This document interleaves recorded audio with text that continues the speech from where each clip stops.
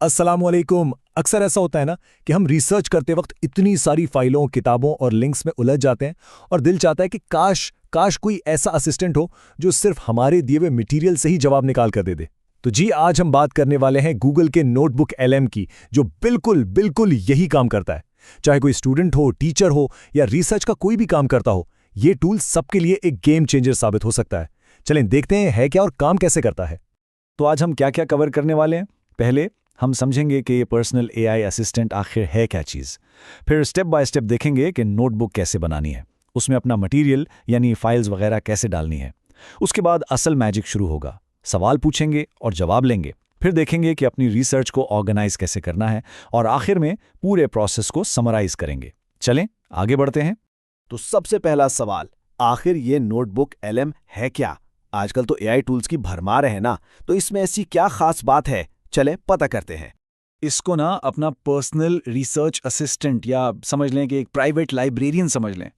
एक ऐसा लाइब्रेरियन जिसको आप अपनी सारी किताबें, नोट्स और फाइल्स दे देते हैं। अब जब आप उससे कुछ पूछते हैं तो वो जवाब ढूंढने के लिए पूरी दुनिया की लाइब्रेरी में नहीं जाता। नहीं, वो सिर्फ और सिर्फ आपकी दी हुई किताबों और डॉक्यूमेंट्स को खंगालता है, और यही उसकी सबसे बड़ी खासियत है। और यही वो पॉइंट है जो उसे फॉर एग्जाम्पल चैट जीपीटी जैसे टूल से बिल्कुल अलग बनाता है। देखिए, दूसरे एआई मॉडल्स पूरे इंटरनेट से इंफॉर्मेशन उठाते हैं, जहाँ कुछ भी हो सकता है, सही, गलत, गैर मुतल्लिका। लेकिन नोटबुक एलएम ये बिल्कुल फोकस्ड रहता है। ये सिर्फ आपके दिए हुए सोर्सेज की दीवारों के अंदर रह के काम करता है। इसका फायदा, जवाब हमेशा टू द पॉइंट और काबिल एतमाद होते हैं।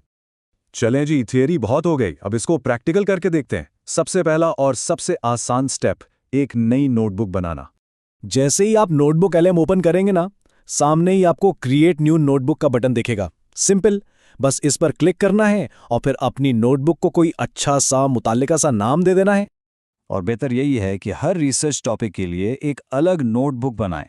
मिसाल के तौर पर अगर आप हदीस पर काम कर रहे हैं तो एक नोटबुक का नाम दर्स हदीस रख लें। अगर बच्चों की तरबियत पर रिसर्च कर रहे हैं तो दूसरी नोटबुक का नाम बच्चों की तरबियत हो गया। इससे क्या होता है, सब कुछ ऑर्गेनाइज्ड रहता है, कोई चीज़ मिक्स नहीं होती। ओके, नोटबुक बन गई। अब आता है सबसे अहम, सबसे क्रूशियल स्टेप। इसमें वो मटेरियल डालना जिस पर हमारा एआई काम करेगा। तो यहाँ पर आपने अपनी रिसर्च का कह लें कि रॉ मटेरियल डालना है।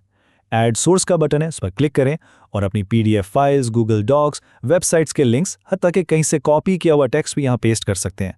और हाँ, एक बात हमेशा याद रखें, जितना क्वालिटी मटेरियल आप इसको फीड करेंगे ना, उतने ही ज़बरदस्त रिजल्ट्स आपको मिलेंगे। ओके, सोर्सेज अपलोड हो गए। अब शुरू होता है असल काम, वो हिस्सा जहां हम इस एआई से बातचीत करेंगे और सवाल पूछेंगे।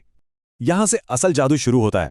आप इससे बिल्कुल आम गुफ्तगू की तरह सवाल पूछ सकते हैं, जैसे ये जो किताब अपलोड की है इसकी एक समरी बना दो, या फिर इस डॉक्यूमेंट में से 5 मेन पॉइंट्स निकाल दो। और मजे की बात, ये सेकंड्स में आपके पूरे मटेरियल को पढ़कर आपको जवाब दे देगा, बिल्कुल सेकंड्स में। लेकिन अब आते हैं इसके सबसे पावरफुल फीचर पर।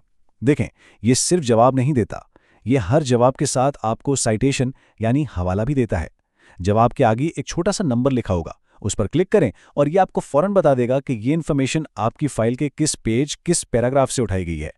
ये चीज़ इसे रिसर्च के लिए इंतहाई काबिल एतमाद बना देती है। कोई अंधेरे में तीर नहीं। तो ये सिर्फ सवाल जवाब का टूल नहीं है, नोटबुक एलएम इससे कहीं आगे जाता है। ये आपकी रिसर्च को ऑर्गेनाइज करने में भी ज़बरदस्त मदद करता है। उसमें आपको एक नोट्स का सेक्शन मिलेगा, उसको आप अपनी डिजिटल डायरी समझ सकते हैं। वो जगह जहां रिसर्च के दौरान मिलने वाले सारे कीमती पॉइंट्स, सारे आहा मोमेंट्स आप एक जगह जमा कर सकते हैं, ताकि बाद में आसानी से उन्हें इस्तेमाल कर सकें। तो आप क्या कर सकते हैं, चैट में कोई भी अच्छा जवाब मिला, एक क्लिक से इसे अपने नोट्स में सेव कर लें। अपने जहन में कोई नया ख्याल आया, फौरन इसे नोट्स में लिख लें। बुनियादी तौर पर सारे इंपॉर्टेंट पॉइंट्स को एक जगह इकट्ठा कर लें। लेक्चर की तैयारी करनी हो या रिसर्च पेपर लिखना हो, ये फीचर बहुत काम आता है। और अब एक और ज़बरदस्त चीज़, कभी कभी ऐसा होता है ना कि हमें समझ नहीं आता कि और क्या पूछें।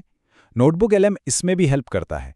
ये आपके मटेरियल को पढ़कर खुद से सवाल सजेस्ट करता है, ताकि आप अपने टॉपिक को और गहराई में जाकर समझें। ये बिल्कुल ऐसा है जैसे आपके साथ एक बहुत ही ज़हीन उस्ताद बैठा हो, जो आपको गाइड कर रहा है कि इस एंगल से भी सोचो। कुछ वर्जन्स में तो एक और कमाल का फीचर मिलता है, ऑडियो ओवरव्यू। ये क्या करता है, ये आपकी सारी फाइल्स का एक छोटा सा पॉडकास्ट स्टाइल खुलासा बना देता है। जरा सोचें, आप ड्राइव कर रहे हैं या सफर में हैं और आप अपनी पूरी रिसर्च का खुलासा सुन रहे हैं। वाकई जो लोग मसरूफ रहते हैं उनके लिए ये किसी नेमत से कम नहीं। तो चलें, आखिर में इस पूरे प्रोसेस को एक दफ़ा जल्दी से रिवाइज कर लेते हैं ताकि सारी बात बिल्कुल क्लियर हो जाए। प्रोसेस बहुत ही सिंपल है। स्टेप 1 अपनी फाइल्स अपलोड करें। स्टेप 2 सवालात पूछें। स्टेप 3 जो अहम लगे उसे नोट्स में सेव करें। और स्टेप 4 इन सब से अपना खुलासा या समरी तैयार कर लें। बस ये 4 स्टेप्स और घंटों का रिसर्च का काम मिनटों में हो जाता है। तो ये था गूगल नोटबुक LM, रिसर्च और लर्निंग का एक नया बहुत ही पावरफुल जरिया। अब जब ये टूल हमारे पास है तो असल सवाल ये बनता है कि क्या हम इसके जरिए अपने सीखने और रिसर्च करने के तरीकों में एक इनकलाब लाने के लिए तैयार हैं? ये एक ऐसा सवाल है जिसका जवाब हम सब ने खुद ढूंढना है।